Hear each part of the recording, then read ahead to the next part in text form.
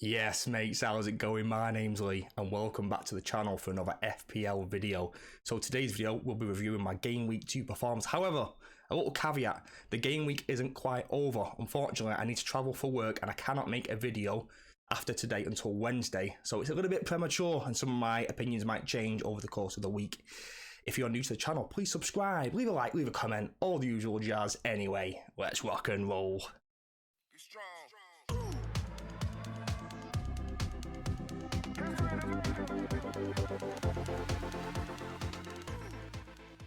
So in this game week, I've currently got 29 points. A few more players I've played, but I've still got Chilwell, Saliba, Eze, Saka and Watkins still to play. As you can see, I captained Haaland. I have no Salah. If I had Salah, I would have captained him. But I think over the course of the 2 game weeks, if you've captained Salah, I think personally, non-Salah owners have won this kind of mini battle, if you want to put it that way. The only real players that did well for me was a Stoopin on Foden, which has really saved the game week. Foden, I initially wanted to go for Maddison. That's kind of balanced out in terms of points. Maddison did well last week and did okay this week. Foden vice versa. Rashford and Bruno still massively underperformed. Thought Rashford looked a little bit better, and Bruno did rack up some decent goal involvement, expected goal involvement. If he puts that head away and we get that blatant handball penalty, like I don't understand what's given. Like 2 wrongs don't make a right, and like they're clearly holding their grudge from last week, and it's just so frustrating to kind of look at and watch. But I think everyone who did have Salah probably doesn't have the likes of Watkins, so I've still got someone like Watkins at home to Everton, so I'm hoping for something from that. I'm still hoping for something from my 6.5 midfielder, which is Eze. Probably going from Bumo was the right play, but I'm still hopeful of getting something from Eze.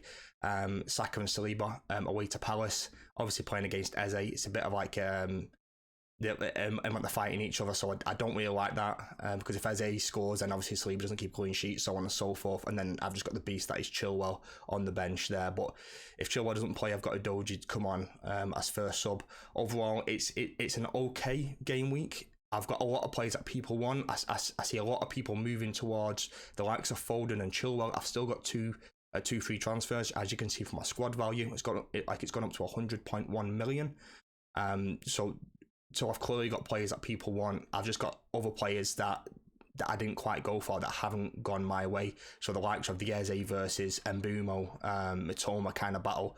I really hope something from the Palace game today, or on Monday, should I say, and I can kind of redeem myself in terms of that. But as my team's moving forward, I'm relatively happy with my team.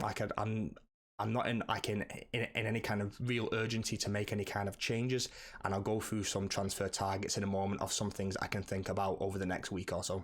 So these are my transfer plans for game week 3. On the left hand side are players that I own, players on the right are players that I'm thinking about bringing in.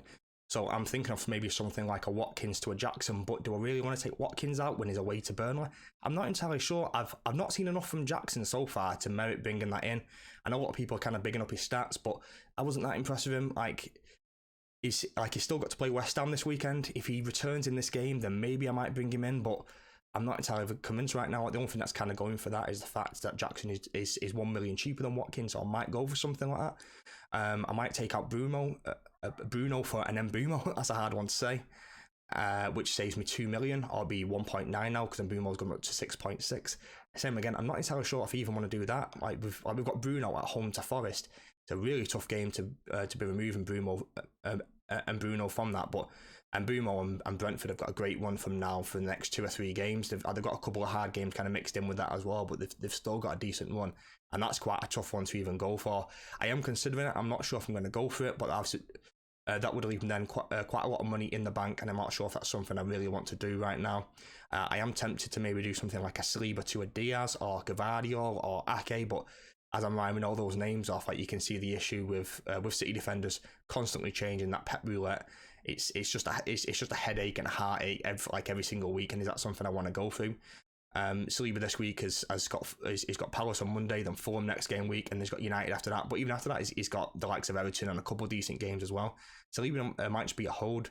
The last one I'm thinking out is either someone like a Matt Turner or a Pickford to a Bob Sanchez, and that's not sure if it was something I even want to do. That would be triple Chelsea defence for me, because I already own the likes of Chilwell and Colwell.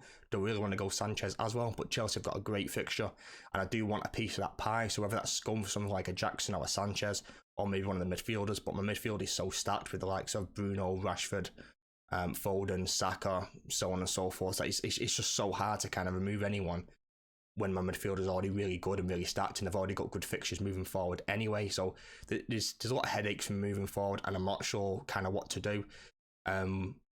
Leave a comment down below. Let me know what you're thinking of your transfer plans for game week 3. Are you trying to load up on Chelsea? Have you already got someone like a Chilwell or a Colwell, or are you moving someone like a Nick Jackson or one of Chelsea midfielders, or even someone completely different and differential? Who knows? Leave a comment down below. Right, mates, that's been it for today's video. I hope you enjoyed. So today went from my game week 2 review. I know it's the game week's not quite over yet, but this is the only time I've got to record, so I apologise for that. I will make a video as soon as I can once I get back from work. And then we went through some kind of vague transfer plans for game week 3. I have got 2 free transfers and 0.5 in the bank. I've got a lot of flexibility, and at the moment I'm maybe thinking that I could even burn a transfer. It's not something I want to do, but it is a possibility. My team looks really good. I've got a lot of players that people want to bring in, and there's no real urgency for me to make any kind of moves as of right now. And it might be better to make one move and then move into game week 4, game week 5 over the international break with 2 free transfers. That might be the play.